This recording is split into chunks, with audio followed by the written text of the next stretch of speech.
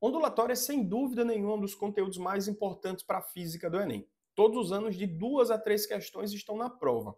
Mas para resolver aquelas questões que são tanto complexas, que envolvem aplicações, você precisa ter uma base muito bem consolidada nesse conteúdo. E aqui nesse vídeo a gente vai aprofundar a respeito dos fundamentos da ondulatória para você ganhar base e poder ter know-how para identificar ali os tópicos dentro das questões difíceis de ondulatória. Vamos nessa? Olha só, a gente começa explicando aqui sobre esses nivelamentos, sobre essa base de ondulatória, focando antes de tudo no conceito de uma onda e nos 5 elementos principais de uma onda. Vamos lá. Daniel, como é que a gente explica o que seria uma onda? Muitas vezes a gente pensa que uma onda do mar, certo? Ela explica o que seria uma onda, um conceito físico de onda, mas não, a gente pega ali numa onda do mar o transporte de matéria, de água, areia, sais. Mas lembrando que uma onda, o conceito fundamental de uma onda, é justamente uma perturbação do espaço que transporta apenas energia. A onda do mar transporta sim matéria, mas ela não explica o fundamento de uma onda aqui para a física. Para a física, uma onda seria uma perturbação do espaço que transporta apenas energia, não transporta matéria. Então guarda essa informação, tá? O que a gente tem numa onda do mar, para associar com os fundamentos aqui da ondulatória, seria justamente aquelas oscilações.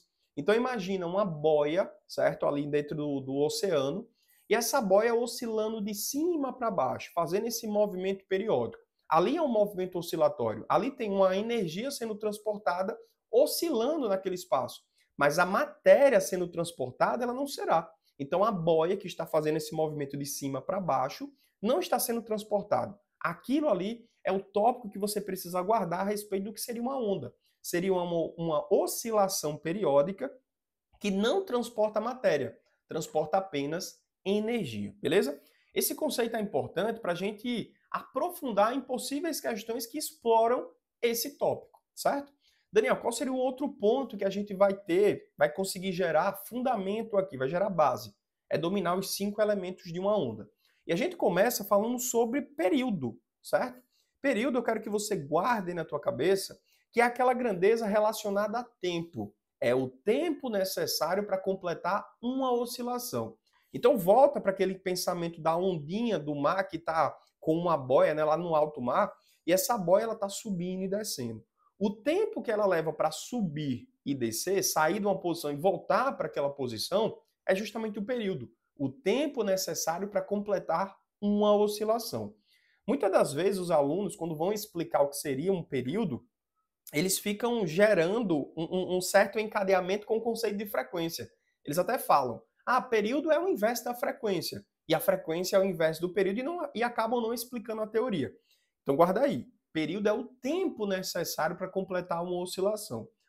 O período, claro, é inversamente proporcional à frequência, mas a gente vai explicar isso daqui a pouco, mas não é o que explica o que seria um período, tá? Período, de novo, é o tempo necessário para completar uma oscilação. Agora, quando a gente fala no segundo elemento da onda, que seria a frequência é o número de oscilações que você realiza por um determinado tempo. E eu vou tentar materializar esse conceito também no exemplo. Vamos focar aqui agora no ritmo cardíaco. O teu coração ele faz uma determinada oscilação, né?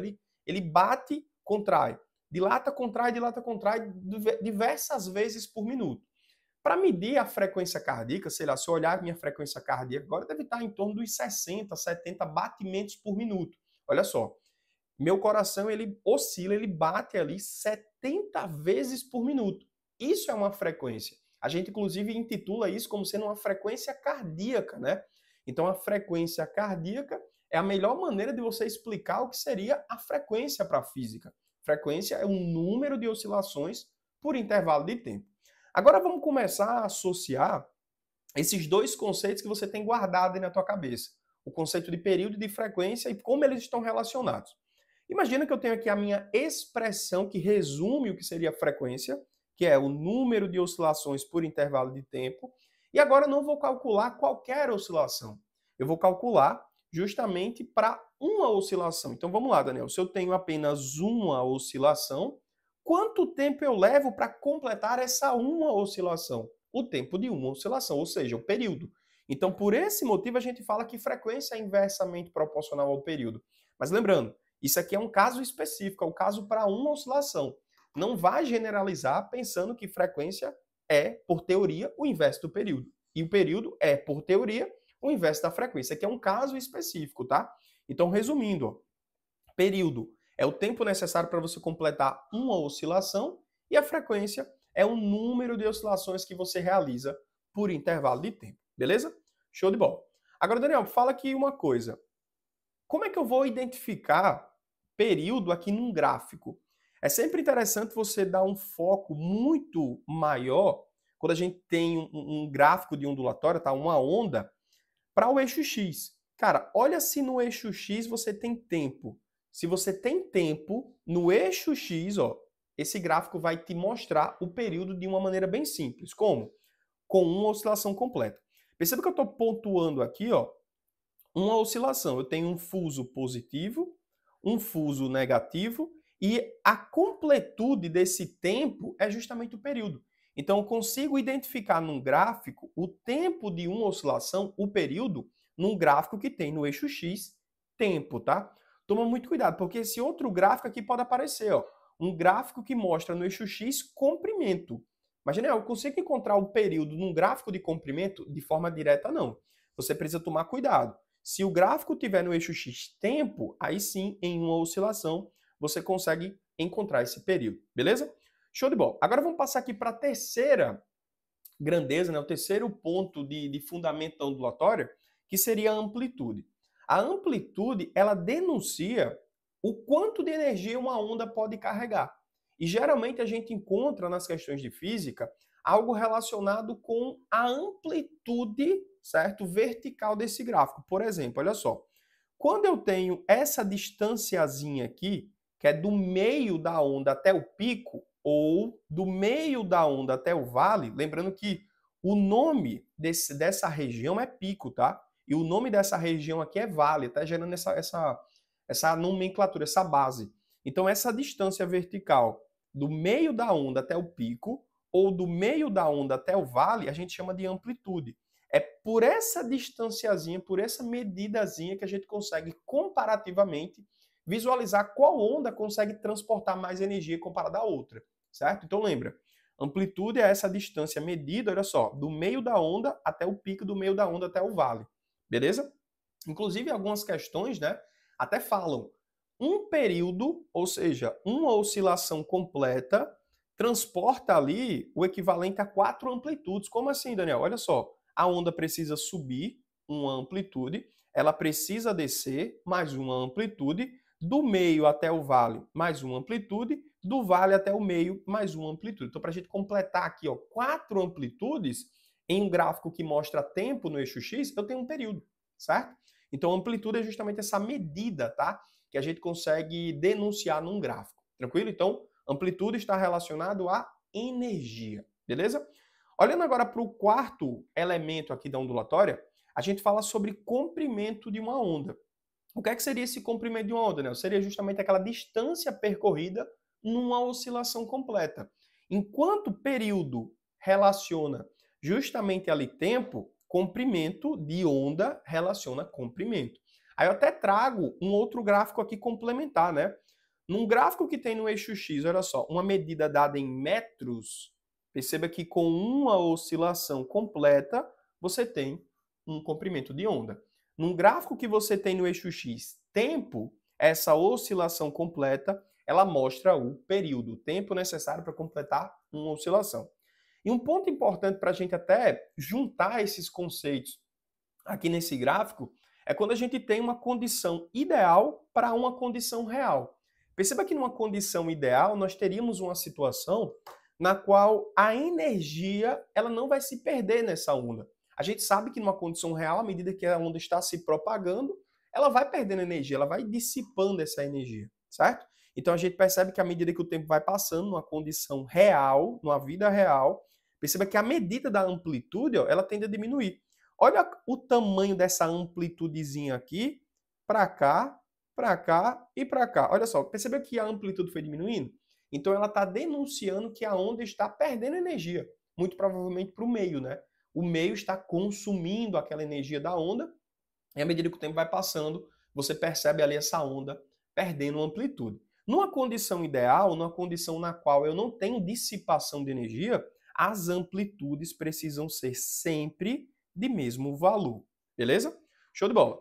E o quinto termo que a gente vai revisar aqui com você, aprofundar nessa parte de nivelamento, é a velocidade de propagação de uma onda, tá? Essa é uma das equações que mais aparece na prova de física do Enem quando a gente fala sobre ondulatória.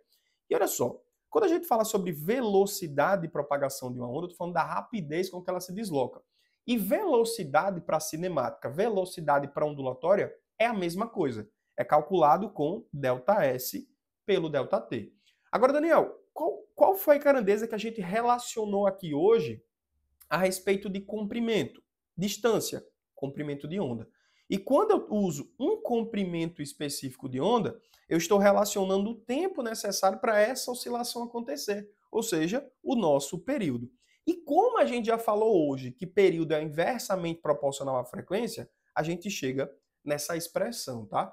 Então perceba que essa expressão aqui é uma expressão muito comum para você utilizar nas questões de física do Enem, porque é aqui que você vai conseguir gerar uma parada material, né? O valor específico da propagação dessa onda, do comprimento dela, da frequência e até do período, certo? Então a gente falou aqui sobre os conceitos fundamentais que geram base quando a gente estuda ondulatória. Mas vamos aplicar isso aqui numa questão? Vamos lá, olha só.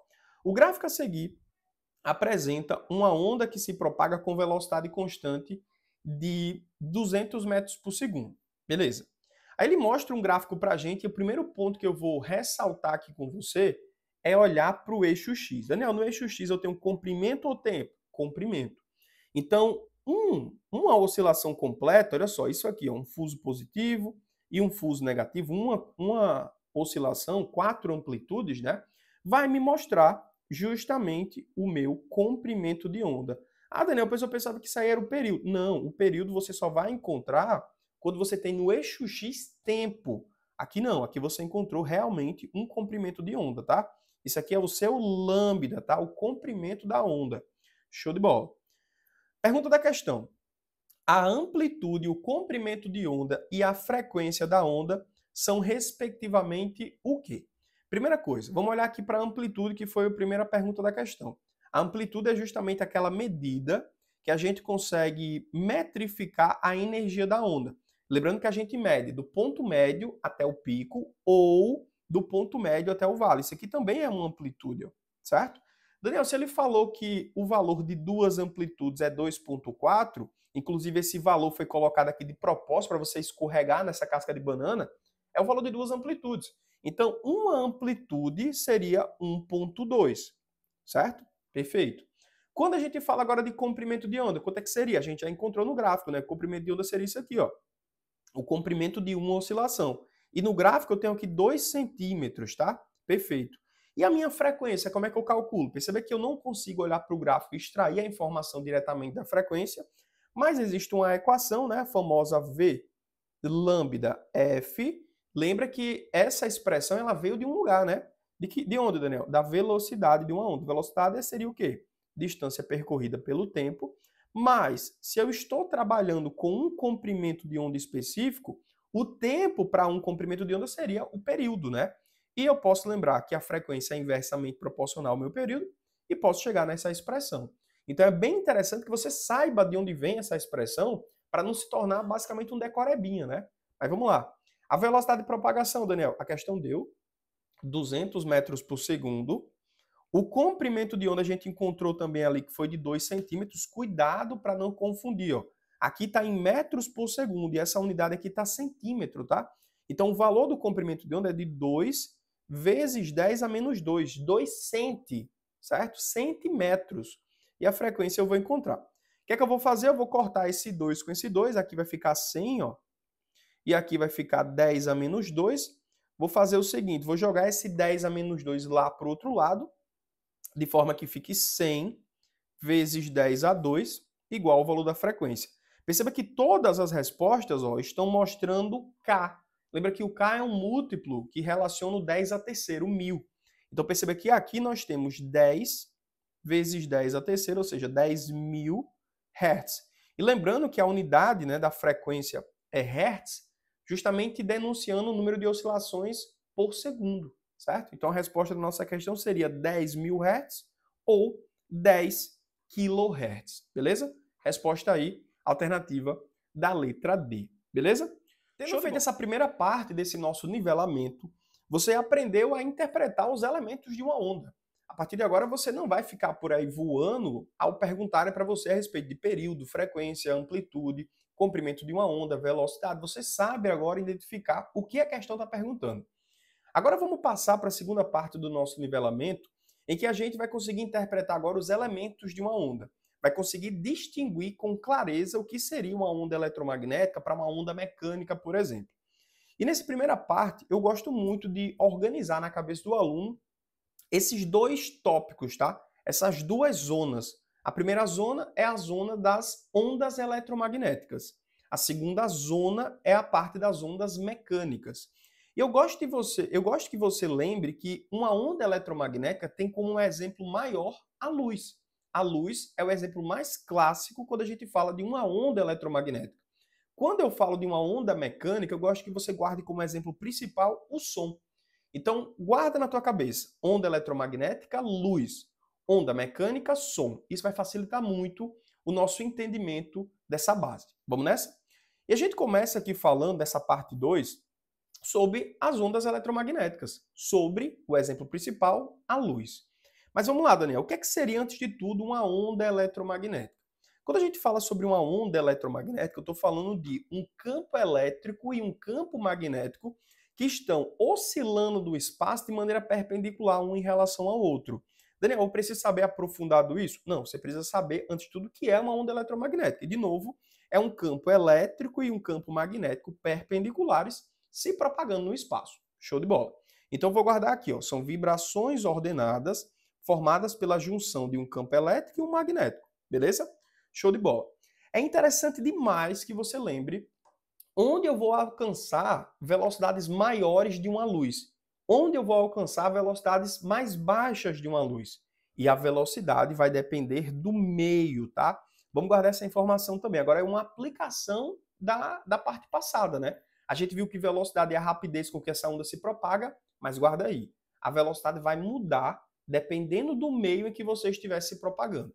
A luz, por sua vez, ela é uma junção de campos elétricos e magnéticos. Então a luz, por ter essa propriedade, essa natureza, ele vai ter uma velocidade muito maior nos meios em que não possuem matéria. Então a gente fala que a velocidade da luz no meio que não tem matéria é a maior possível. Inclusive, essa é a maior velocidade que a gente alcança na natureza. A velocidade da luz no vácuo. Um ambiente que não tem matéria e não tem justamente meio, né, para que essa luz perca essa energia. Tranquilo? Então vamos lá. Quando a gente tem um meio sem matéria, a luz no vácuo, ela alcança a maior velocidade. E a velocidade só depende do meio. Quando eu mudo para o meio ar, lembra que ar é diferente de vácuo. No ar, eu já vou ter um pouco mais de matéria, eu possuo mais matéria. Existem alguns átomos aqui de argônio, nitrogênio, oxigênio, carbono, que estão nessa atmosfera capaz de absorver parte dessa energia. Então perceba que na hora que a luz ela sai do vácuo e vai para o ar, ela perde velocidade. Tranquilo? Daniel, se eu vou passar agora para um meio mais material ainda, mais denso ainda, como por exemplo o líquido, a velocidade da luz diminui de novo, porque mais matéria vai conseguir absorver maior parte dessa energia. E se eu for para o sólido, por exemplo, um vidro, perceba que a velocidade da luz vai ser a menor comparativamente a esses outros meios. Então, onda eletromagnética é justamente essa vibração de energia no campo elétrico e magnético, e dependendo do meio, a velocidade vai mudar. Onde é que a gente alcança uma maior velocidade? No meio que não tem matéria, no vácuo. Onde é que a luz possui menor velocidade? Nos meios sólidos, nos meios que são mais densos, nos meios que possuem maior concentração material. Tranquilo? Show de bola. Então a gente sabe que a luz, antes de tudo, tem natureza eletromagnética. Ótimo fundamento para a gente começar. Segundo ponto, é interessante que a gente consiga organizar na cabeça que a luz ela tem uma direção de propagação chamada de transversal. Daniel, o que seria isso? Tudo que é transversal oscila numa direção e se propaga noutra. É o exemplo da corda, né? Se você tem uma corda aqui, ó, e está oscilando essa corda, Perceba que a oscilação está de cima para baixo, mas a propagação dessa energia, né, vai ser na horizontal. A luz, ela tem uma direção de propagação chamada de transversal, beleza? A gente está organizando aqui em pastas, né? Classificando a luz, antes de tudo, como sendo eletromagnética e agora como sendo transversal.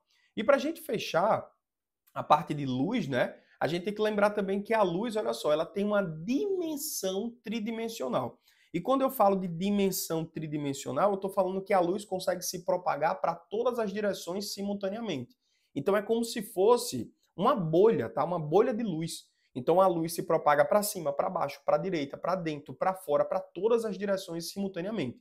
Então a gente fala que a luz, olha só, guardando aqui em pastas, tá? Ela tem uma natureza eletromagnética, ela tem uma direção transversal de propagação, ela oscila numa direção e se propaga noutra, e tem uma dimensão tridimensional, beleza? Isso aqui é o que você precisa saber a respeito da classificação da luz. Tranquilo.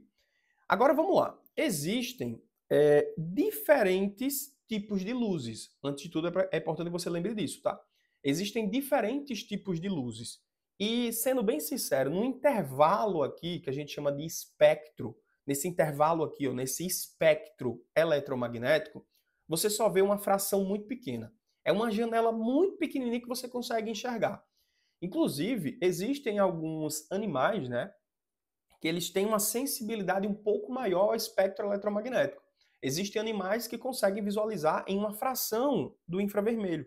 Existem animais que conseguem visualizar numa fração um pouquinho maior para o ultravioleta. Então a dimensão, a visualização que eles conseguem enxergar a natureza, o mundo, é um pouco mais ampla que a nossa. Assim também existem outros animais que têm o espectro, né, a janela de cores, bem menor que a nossa. Então eles vão ter uma limitação um pouco maior para enxergar o mundo. Mas vamos lá. Existem diferentes tipos de luz. Existe uma luz que é chamada de rádio e TV, que a gente usa justamente para as telecomunicações, né? O título foi justamente para esse. A gente vai usar uma faixa específica das ondas eletromagnéticas para transmitir informações ali de rádio.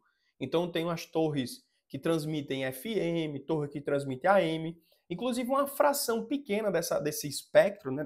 dessa janela, ele consegue até transmitir informações de celular.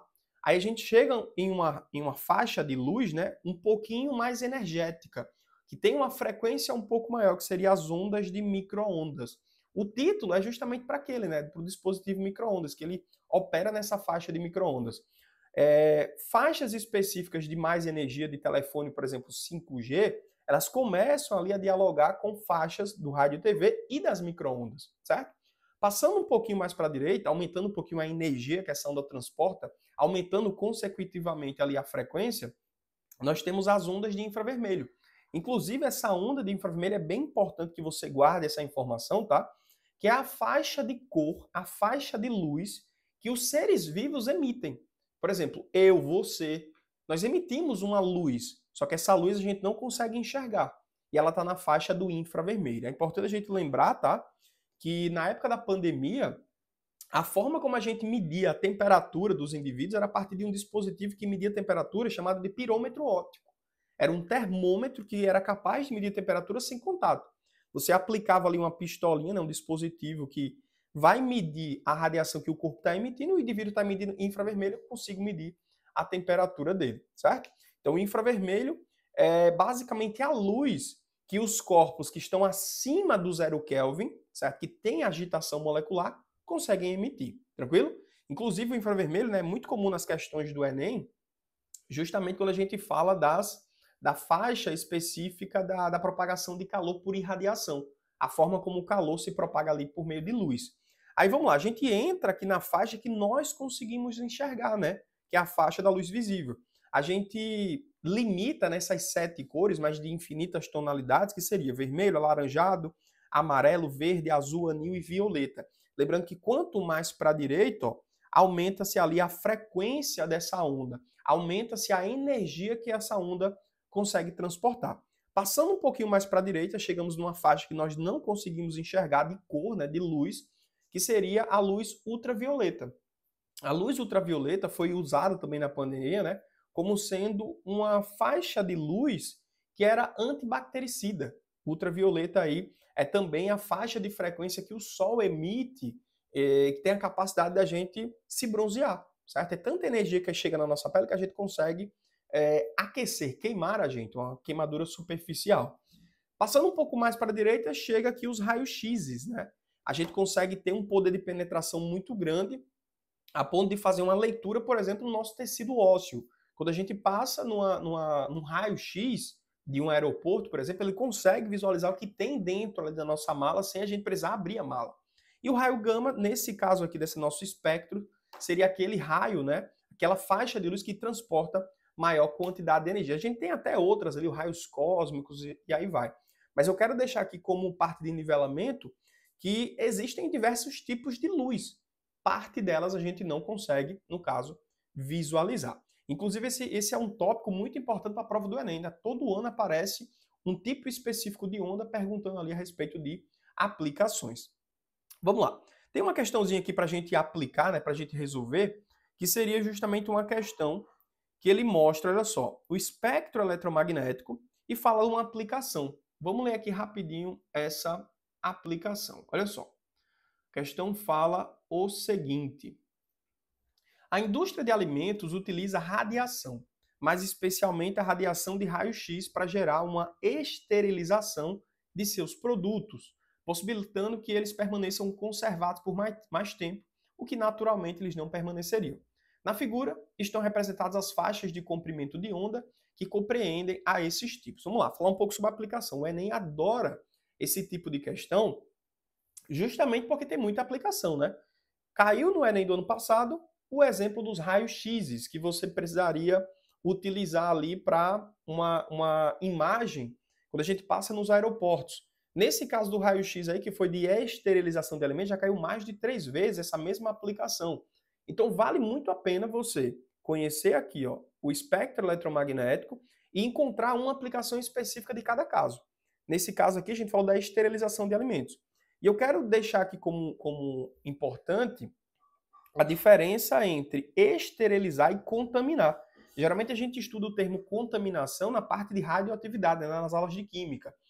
Caiu no Enem, inclusive, essa comparação, né, falando que uma companhia aérea ele havia impedido o transporte de uma remessa de frutas.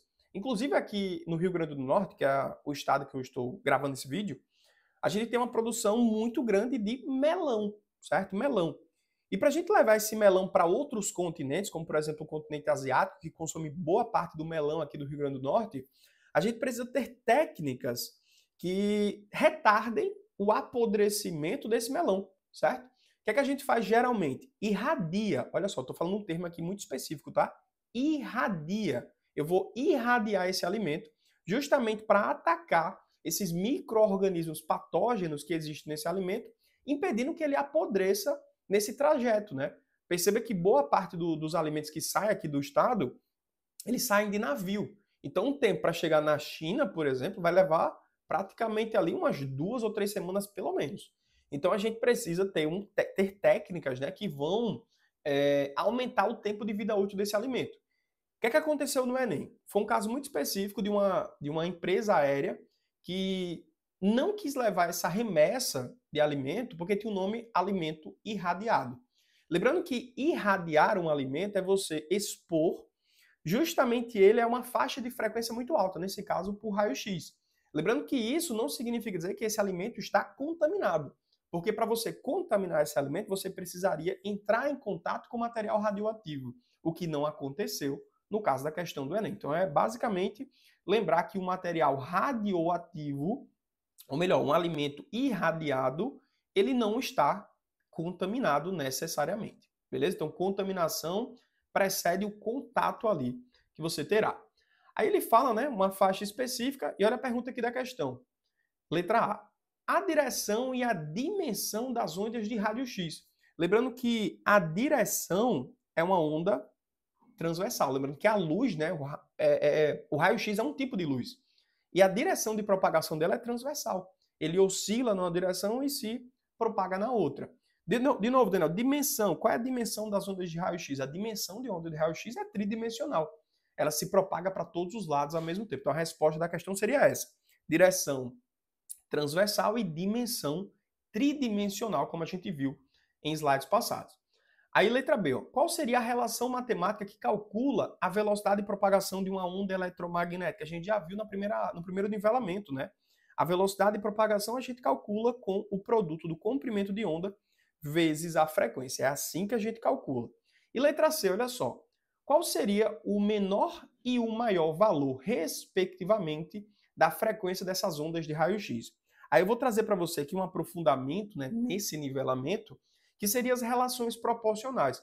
Até abrindo aqui um parêntese rápido, dentro de física, você precisa dominar muito um conteúdo de matemática chamado proporcionalidade, certo? Perceba que quando a gente vai trabalhar com duas grandezas, eu preciso identificar se essa grandeza é diretamente ou inversamente proporcional à outra.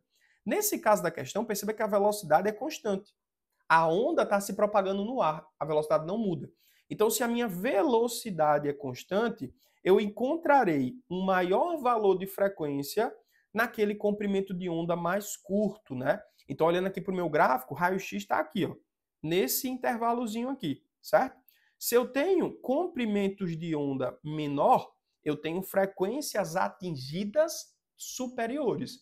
Se eu tenho comprimentos de ondas maior, eu tenho frequências atingidas menores. Então, nessa questão, ó, qual seria o menor valor de frequência, Daniel? Perceba que o menor valor de frequência, a frequência mínima, você encontraria nesse cálculo quando o comprimento de onda fosse máximo, certo? Então você faria velocidade 3 vezes 10 à oitava, o comprimento de onda seria o comprimento de onda máximo para você atingir a frequência mínima. E no caso da frequência máxima, eu utilizaria quando? Quando o comprimento de onda é mínimo. Utilizou aqui no V lambda F, acabou, encontrou aí a resposta, beleza? Então, questãozinha só para guardar esses três tópicos, direção e dimensão, qual seria a relação matemática que vai ler esse tipo de situação e como é que eu encontro o menor e o maior valor de frequência com base nos comprimentos de onda dado. Então, você vai fazer a interpretação aqui desse gráfico, certo? E depois, olha só, encontrar menor comprimento de onda, maior frequência. Menor comprimento de onda, maior frequência. Então, lembrando aqui, ó, se esse carinha é 10 a menos 12 e esse outro é 10 a menos 8, vamos lembrar que isso aqui, ó, é um comprimento de onda maior do que esse aqui. Então, esse aqui seria meu comprimento de onda máximo. E esse aqui é meu comprimento de onda mínimo. Beleza? Então, guarda essa informação. Cuidado com os submúltiplos ali. Agora, olha só. Passando para um outro modelo de questão. Esse modelo de questão já apareceu na prova do Enem, não com essa imagem, certo? Mas mostrando esse dispositivozinho aqui, ó. E esse dispositivo se chama pirômetro óptico. Daniel, o que é um dispositivo chamado pirômetro óptico? É um termômetro que mede a temperatura dos corpos sem necessitar de contato. Lembrando que todo o corpo ele vai emitir radiação na faixa do infravermelho. Lembrando que esse corpo ele precisa estar a uma temperatura acima de 0 Kelvin, que é a temperatura mínima, né, atingível na natureza, que seria uma temperatura ideal. Por quê? A temperatura mínima seria 0 Kelvin, porque o 0 Kelvin é uma escala de temperatura que ele mede o grau de agitação das moléculas. Se a gente sabe que o 0 Kelvin mede um grau de agitação zero, é como se as moléculas não estivessem se movendo, então todos os corpos acima de 0 Kelvin vão ter movimento molecular e vão emitir calor na faixa do infrared, na faixa do infravermelho.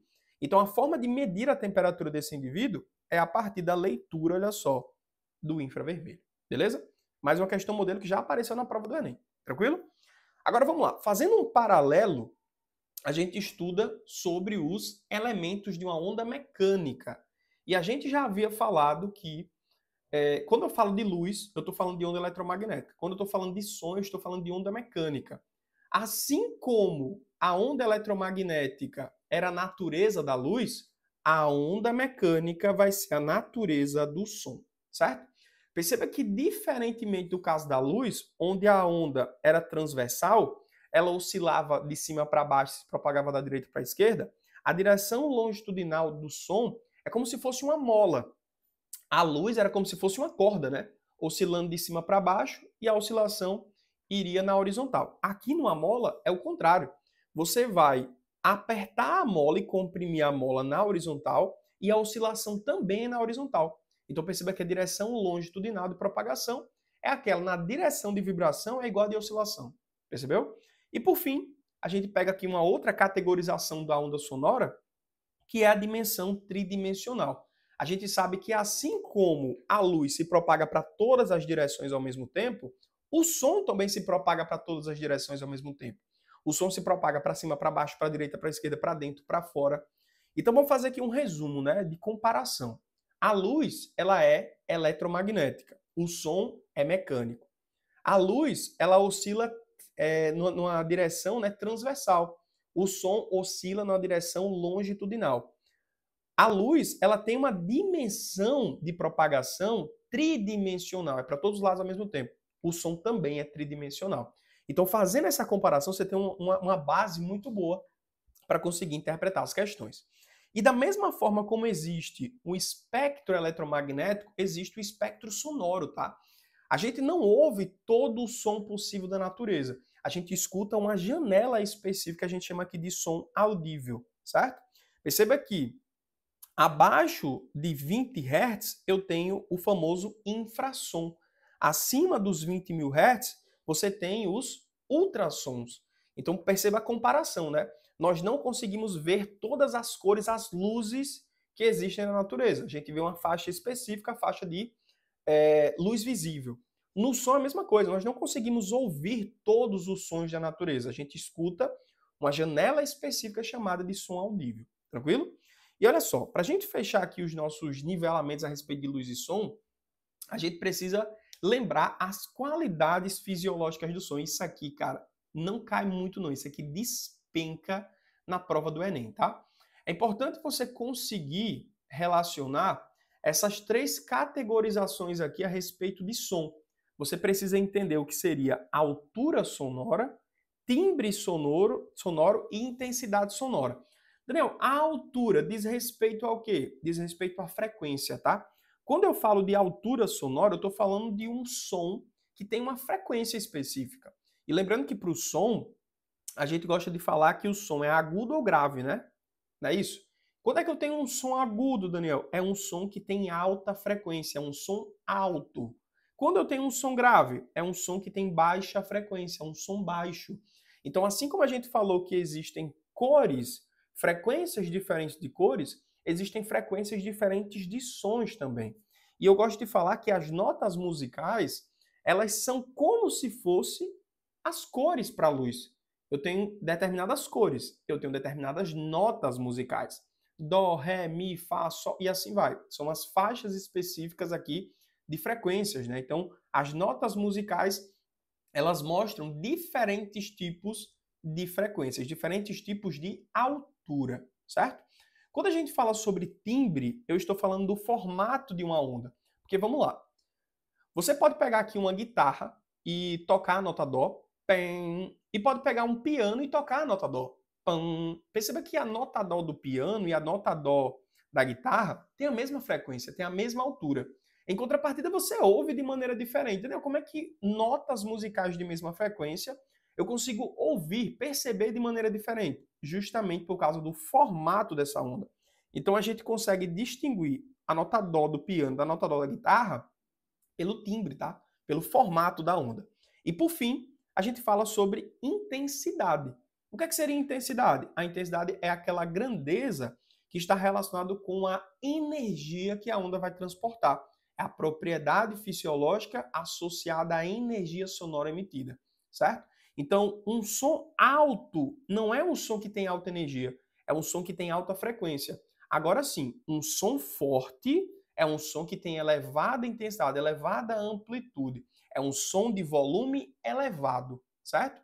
Daniel, um som baixo, eu pensava que era um som de pouca energia. Não, é um som de baixa frequência, é um som grave. Já um som fraco é um som de baixa amplitude, um som que tem um volume baixo.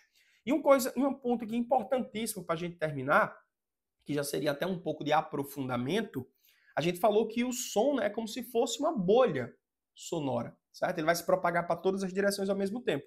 E à medida que você está se distanciando dessa bolha, certo? O que é que você tem? Você tem ali justamente uma perda de energia Então a energia que você recebe nessa onda é um pouco diminuída. E eu acabei passando desapercebido num tópico aqui também que é muito importante, que seria a velocidade do som em diferentes meios, né? Diferentes meios.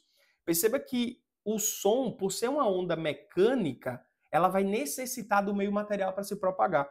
E diferentemente do som, em que tem uma velocidade maior no vácuo, o som nem se propaga no vácuo.